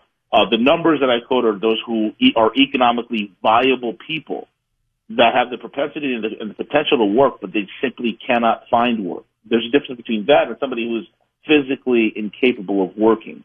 Those are two different things. What do you think about Russia's economy? Did Vladimir Putin, has he done a great job? He has for himself personally, right? Well, what he's done for his country is quite remarkable. Oh my God! Let's put it this way: when the Rothschilds and the Rockefellers were carving up the former Soviet Union, and they put their drunk puppet, aka Boris Yeltsin, in charge, the oligarchs that were connected to the Rothschilds and the Rockefeller banking cabal were carving up Russia. They were carving up all of Russia's assets, its natural resources. They were pillaging her for all that she's worth. And they haphazardly chose an ex-KGB colonel by the name of Vladimir Vladimirovich Putin, thinking that poor little Putin, quiet, shy little Putin, would be nothing but an obedient little boy. But what did he do? Well, what did he do? He jailed the oligarchs, seized their assets, kicked all the Rothschild bankers out, and put Russia on the road to recovery. Russia's booming. In 2015 and 16, their stock market was one of the best performing in the world. Their currency was one of the best performing in the world. The sanctions have backfired, and they've backfired badly. It's the countries that have hit Russia with sanctions, they're the ones that were affected more than Russia is. All the sanctions has done is light the fire under the Russians' butt to really de-dollarize and get themselves off a dollar-centric economy, and they are. And thanks to their double eagle alternative to the SWIFT, and then connecting with China on their SIPS alternative, and their various other, economic and energy deals set up, and trade deals set up. You're not going to isolate Russia. It's just impossible. It's just impossible at this point. So they're doing very well. They got challenges. They're not perfect, but I think they're doing better than us in a lot of regards. David's in Cleveland, Ohio. First-time caller. Hi, David. Go ahead. Yes, sir. Even if you get any kind of your car getting towed, or you got to pay fines, you must pay cash. So is it correct that, like you said, 3% still has hard cash, like selling hot dogs on the street or something? So a lot of people don't want to have credit cards because all the bad people know where they live, how much you make, how much you spend. This way you keep it hush-hush, You got to take care of business. Even the government acts that way if you want to get your car out of its impound lot, correct? What do you think? You think there's still going to be cash fee? Yeah, I think it's still going to be cash for the foreseeable future. Eventually it's going to morph into something else. It's going to definitely morph into something digital, but Cash won't be fully gone as of yet. I mean, let's be honest here. The deep state still needs cash, George. That's how they pay for their drugs. That's how they pay for the trafficking and the black ops programs, all that. Exactly. They need that cash to make that happen. Well, I don't know, V. It's going to be a bumpy road still, isn't it? Yeah. Oh, yeah. Absolutely. V, the Guerrilla Economist, his website is roguemoney.net, part of our coasttocoastam.com link. His book, Know the Truth, Know the Game. How long have you been at this now? Well, I've been at this since, let's say about 2003. And so since 2003. You've seen a lot happen since 2003, haven't you? Oh, yeah. I've seen a lot happen. And I was on the commodity side for a lot of it, so, I mean, man, learned a lot, seen a lot, and I just got fed up with the system. I'm sick of these guys ripping off the American public, and it's about time somebody started reporting on Wall Street and the banksters and what these criminals are really doing. And that's why in 2012 I started, reporting on that, because, people need to know. People need to know. And I think a lot of people are in fear, and the fear is a very debilitating thing, and people need to know that they have options, and, there are things you can do to really better yourself and your family. Why do they keep getting away with this? You know what? There's so much proof, George, that the regulators, in fact, walk in lockstep with the banksters. I mean, literally. I mean, it's documented. It's so bad. I mean, we've seen in the housing market with the mortgage crisis, for instance, is a perfect example, where the regulators know what the heck's going on. They let it happen. Or if they do find somebody, it's a slap on the wrist to a very minor player. They're not going after the big fish. They're not doing any of that. They're afraid to. They're afraid to, because if you look at Wall Street and you look at government, it's a revolving door. It's a revolving door. So why would these guys want to go after? Well, these guys that are the regulators, they want a government job, and the guys that are in the government job, they want a bankster job. They want a job at Wall Street when they get out. So it's like one hand feeds the other. It's a kleptocracy. It is a government of crooks. That's what we need to stop. But they keep getting bigger, V. They've lost a lot of power, and I think with everything that's been happening with the decentralization, I call it a paradigm shift. There's a change clearly in the frequencies here. That there's a paradigm shift that is occurring, and I think with this type of paradigm shift, this frequency change that we're seeing in the minds of people, where all of a sudden people are starting to not only wake up, they're becoming privy to the scam. They're becoming very privy to the mainstream media and their lies. They're becoming very distrustful of bankers, of politicians. I think it's only a matter of time before the shenanigans with these banksters come to an end. All right, we're coming back, though, for final phone calls on Coast to Coast AM. Feeling lost? Not by your radio. All right, so that was a great interchange on numerous topics there. And V hit it out of the park in terms of the cashless society that we're almost there. In regards to the things that are occurring in North Korea, in regards to our economic situation here domestically. So great interview that V is having. So thank you for tuning in tonight, and we're going to come back with the closing thoughts, I believe, here shortly in regards to V taking more questions. So one of the things I want to discuss real briefly while we're here is that if you go back to roguemoney.net, make sure you take a listen to some of the interviews that we had here recently on Rogue Money. Very happy for some of those. One of the ones we did was to promote a new book that came out. So we had W on with Hugo, and Hugo and V did a great job detailing out the Fuddy hoax, and that was in regards to the kickoff of Obama during his birth certificate. So we spent a great deal amount of time going through some slides, talking about the whole evidence that is there, and W really did a great job of bringing it forth to say, hey, listen, we need to understand the criminality that exists within the deep state that's occurring to this date. And it all exists from the moment that Obama did this, and it specifically shows just how deep the rabbit hole goes. So if you haven't listened to it yet, or even not even listened, but watched it, because like I said, we do a share screen in it, so there's lots of slides, there's lots of videos. Hugo did a fabulous job through the interview promoting or discussing the facts that took place. So the Funny Hoax .com is the website. You can get it on digital download via PDF, or you can also order a hardbound book. This kind of kicked it off, and we again, we're going to probably do a part two to that interview, because I think we just only got halfway through the deck, and there was just so much to cover. And if you go back to take a look at what happened through that time period, Obama was a jumping point, right? So Bush was able to get the United States so far with the Middle East. General Wesley Clark, when he talked about the United States taking over or starting wars in the Middle East through several countries, Obama's what created that. Obama was what really allowed that to push forward. Why? Why did that happen? Well, primarily because anyone that questioned anything regarding Obama was instantly regarded as a racist, right? Obama was like the you cannot touch this president, and even the Republicans were not brave enough to come forth with any type of criminality, any type of articles of impeachment for the numerous things that Obama did. So that's just the book in itself in regards to the Funny Hoax.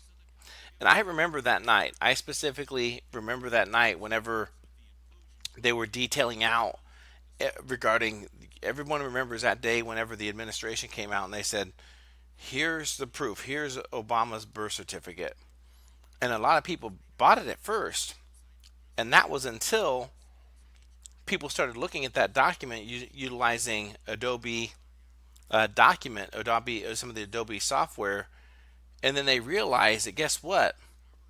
That document that was presented wasn't one solid document. It was layers of a document. It was layers of stamps, layers of dates being altered.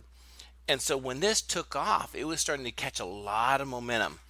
Even several major MSM stations were reporting, hey, there's some discrepancies here regarding Obama's birth certificate that he presented.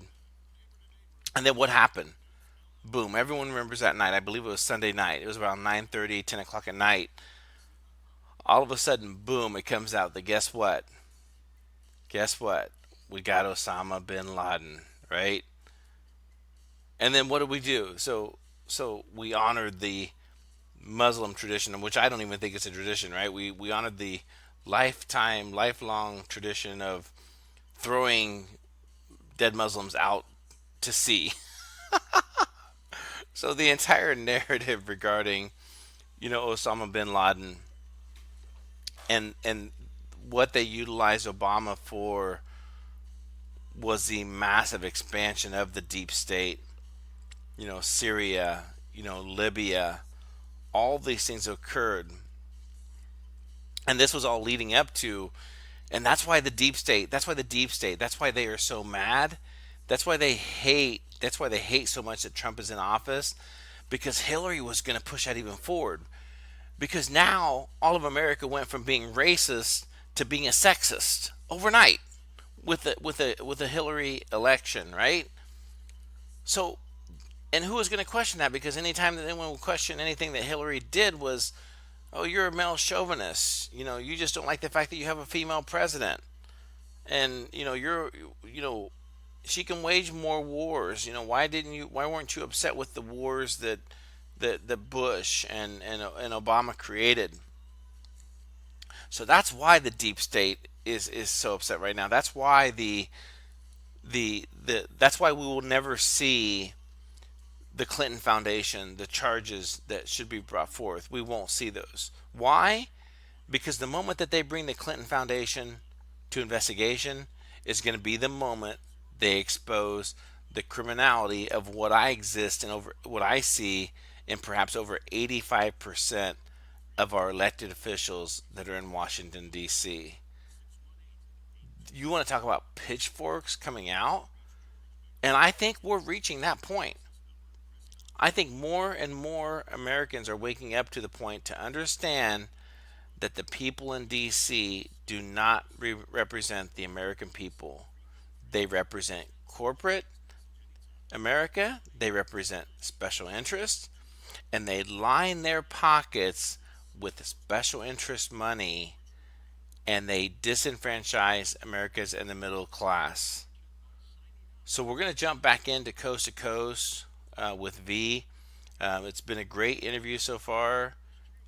So we're going to jump back into Q&A. So here we go. Predictable natural disasters, severe weather, situations with countries like North Korea. How do people cope with all this?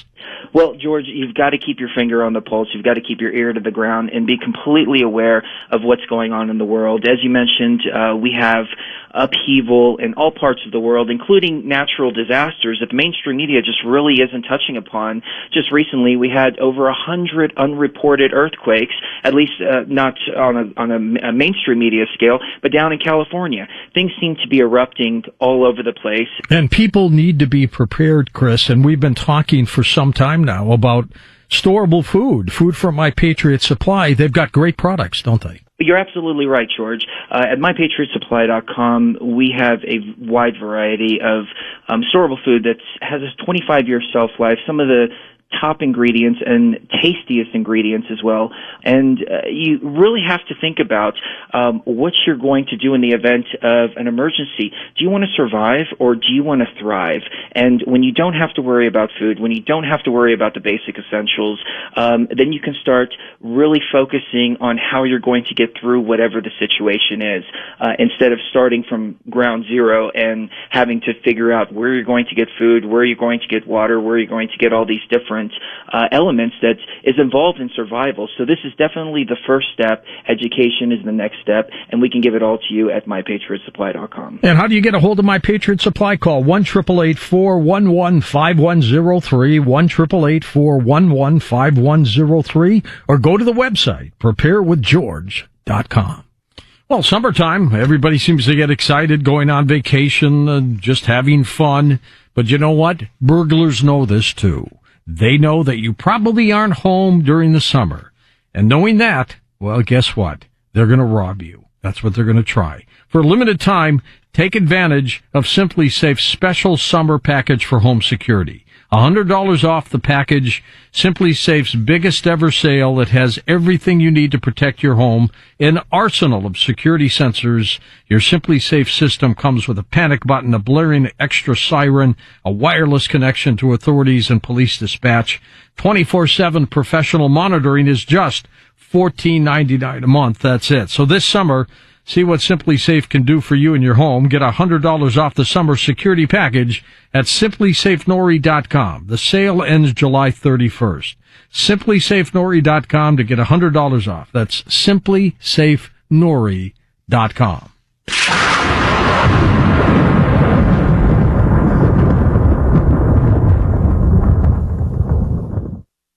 Get ready for the best styles on campus at prices that wow. Because Back to School at Goodies kicks off now. Goodies is your back to school headquarters all season, and early birds save the most. Because starting Wednesday, you can get 30% off women's, plus sizes, and junior styles, 50% off young men's apparel and women's sandals, and 25% off Nike shoes for the family.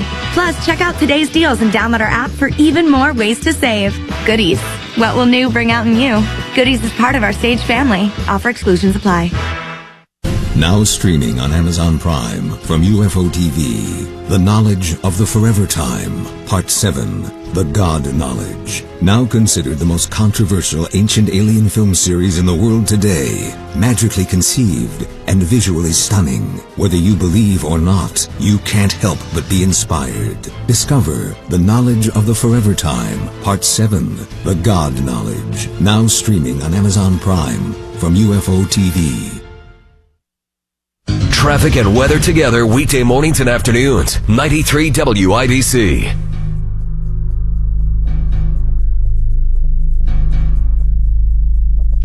Okay, welcome back to Coast, V, the Guerrilla Economist, with us in your final phone calls as well as we talk about the economy. The book, Know the Truth, Know the Game. Can people still get it, V? Currently, no, it's not available at this time, but, I recommend people just go to the website right now, roguemoney.net, as well as the YouTube channel, Rogue Money. So as we head down the path of economies and we look at what's happening worldwide, are we strong enough to survive any problems that the Europeans might face? Or do we get sucked down with that? There will be problems. There will be problems. But one of the things is that I'm very confident in America, and I'm very confident in Americans. I think, when you've been around the world, when you've seen so many people, when you've talked to so many people from around the world like I have, one of the things I've realized from speaking to a lot of people from a lot of different places, we have a very unique culture. And our culture is that of a very independent maverick spirit. For the most part, the country still likes that. And, 2016 election is an evidence of this. That's something that we have versus the Europeans. Now, if you've been to Europe, it's a very depressing place in the sense that there's no ambition to do anything. Everybody's just standing around looking for somebody else to help them. They're all looking for a savior to come out and drop out of the sky. Except for a handful of countries who are right now practically sick of the Eurozone and wanting to get the heck out. I think we can. And I think, when you look at the disruption that's happening right now, this paradigm shift that I've been talking about, a lot of that is being led by enterprising American companies, small businesses, and American individuals who are breaking new technologies in the blockchain. There are developing new solutions like the decentralized internet, which is in the process of happening. The next level of innovation is being done by talented and enterprising Americans. So we still have that, and it's that spirit. And they've tried to make us what I call a gynocentric. They try to make us a absolute failure in terms of with Common Core. They try to extinguish that chutzpah that's so innate in the American culture, and they failed. I'm seeing a lot of vibrant life coming out of this, but in order for this new era to emerge, that which is old must die. That which is old must be put away, George. And it's about time that this old financial system that we've been experimenting with for the last 100 years or so be put out of its misery. What's your gut tell you, V, about the Middle East, Syria, places like that? What's going to happen?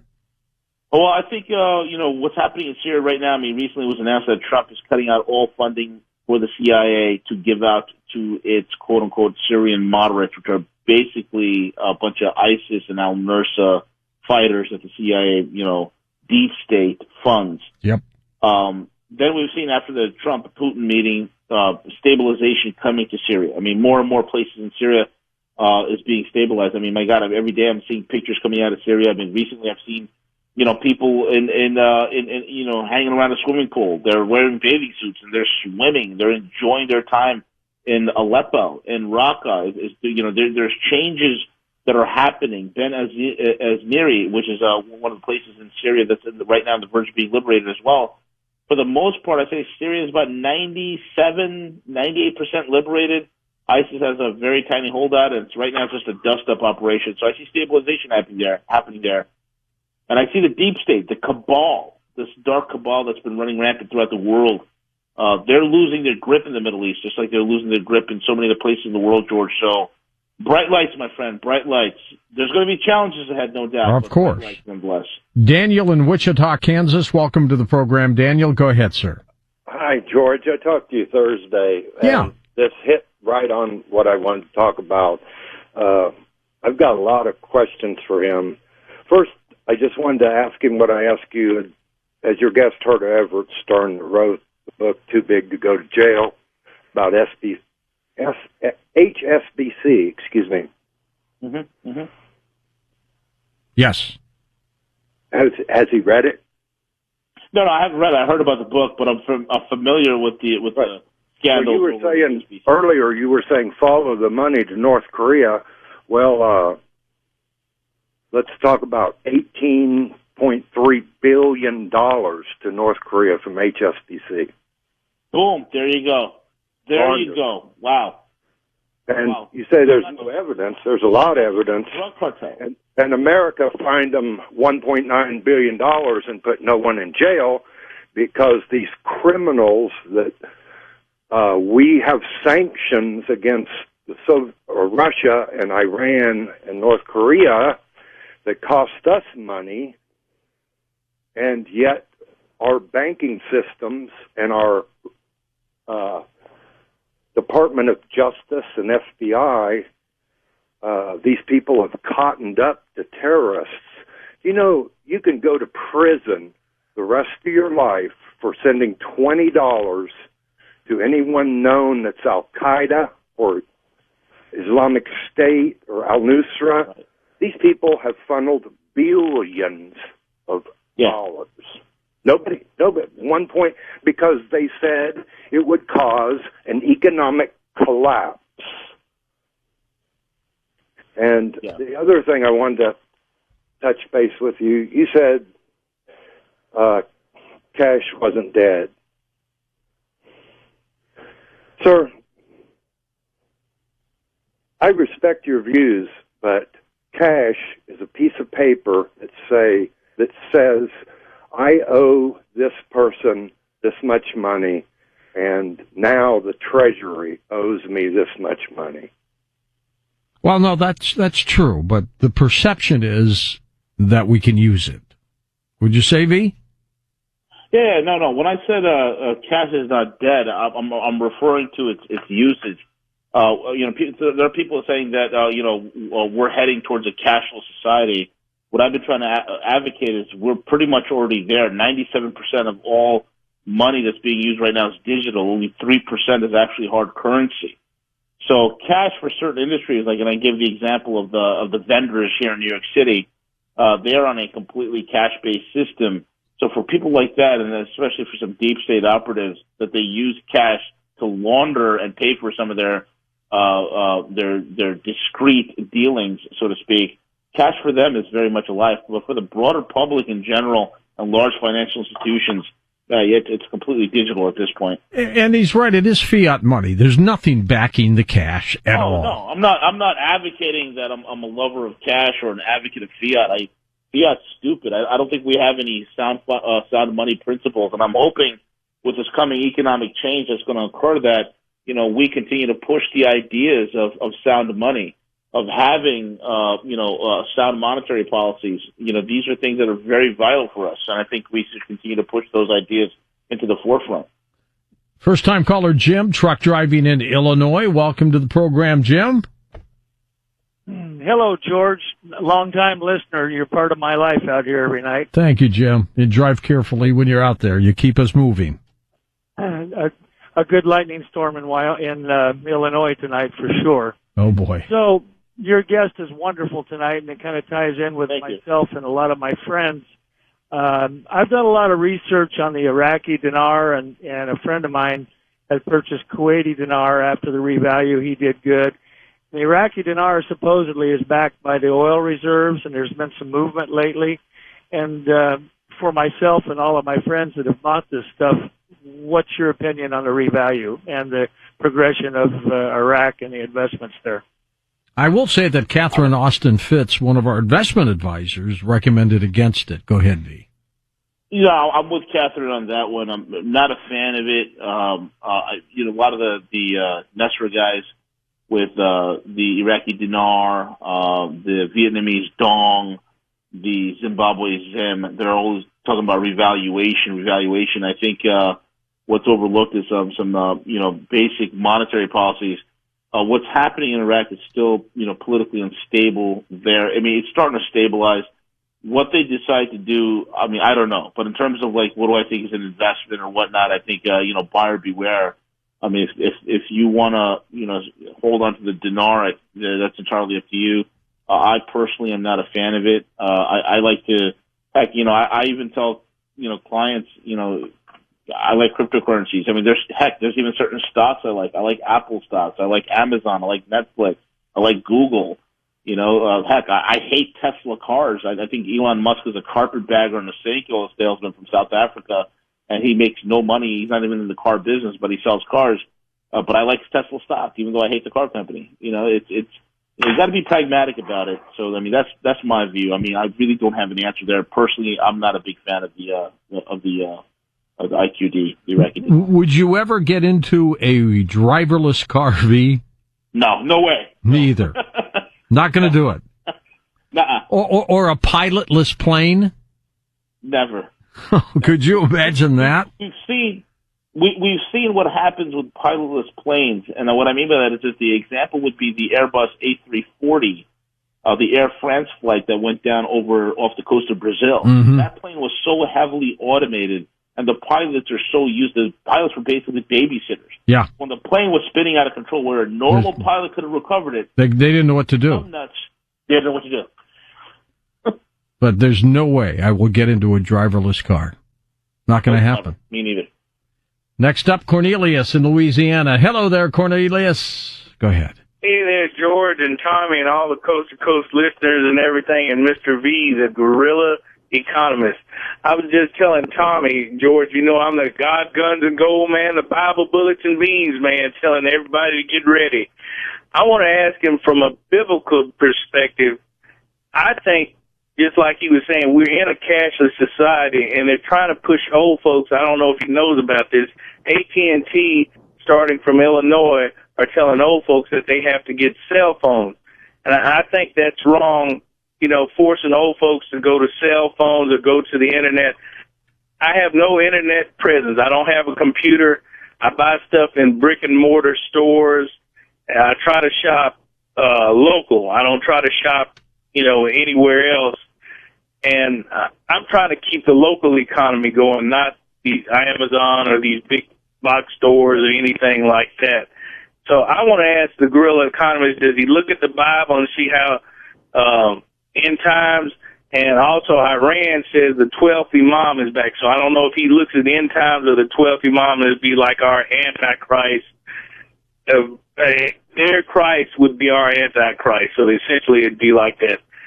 Thank you, George, and God bless y'all. Okay, and he is right. AT&T in Illinois wants to do away with their traditional landline service or get out of it. Go ahead, Pete. I mean, it's just the nature of technology. I mean, when you look at the fact that, the landline technology, first of all, it's old, it's outdated. Everything's moving to fiber optics, high speed lines. Things of that sort, cell towers.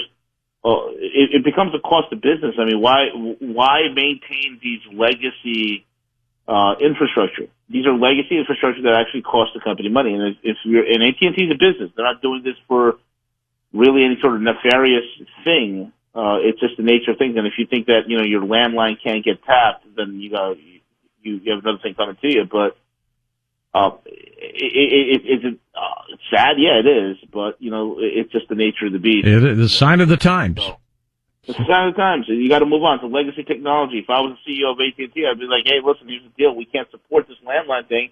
It's just not feasible for us. The cost of maintaining it it's not even feasible. It's a legacy. What about all these infrastructure needs to be? What about all these repair employees, though? I mean, my God, you won't need them.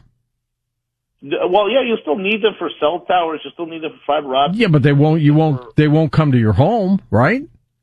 No, they won't come to your home at all. You never see them. They're like how it is right now, where it's if I'm having work done on my internet or my cable my cable connections or something like that, these guys are. Norris, buddies of mine were in Marines, and they came back. They thought Iraq was going to take off. And so forth. And also Iraqi stocks, too, through a bank over there, which they're in the Iraqi stock depository right now. How'd you do with it? But, it's all right. I bought Pepsi of Baghdad and Bank of Baghdad. And it's okay, but to get it, I'm probably going to have to go to the U.S. Embassy in D.C. That's what I had to do to buy it. I had to get a new passport and everything to buy this stuff. It took forever to get identification and everything, but What I wanted to ask V was, I know this week there's a lot of stuff going on. Like Iraq has all these gold reserves they just got, and they're going to supposedly sell $1 billion in Treasury bonds this week, and the IMF is trying to get them to change stuff. That's according to the internet. I know there's a lot of scammers out there, fake gurus and stuff. But my main question is, what does Iraq have to do to be a world player, to expose their currency? All right, and I've only got 30 seconds. V, go for it.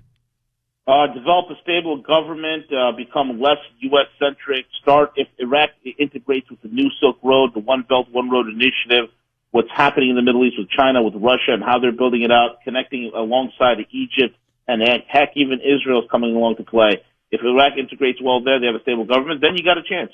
V, thanks for being on the program. We'll talk to you again, my friend. V, the guerrilla economist. Up next, Origins of the Sphinx. Robert Schock back on Coast to Coast AM. All right, everyone. Thank you so much for listening in tonight. It's been a lot of fun delivering V on Coast to Coast AM. Again, we utilized the Coast to Coast broadcast as far as fair use. V did a great job with his commentary in regards to a lot of events, whether it's economic, political, or geopolitical. We will be back at 8 a.m. No, I'm sorry. Take that back. 9 a.m. Eastern Standard Time with Rogue Mornings. Please, again, follow us on Facebook, on Twitter, also on Steemit. And yes, I am tired. So thank you, everyone, for being here tonight. This is CJ, and we are over and out. Take care.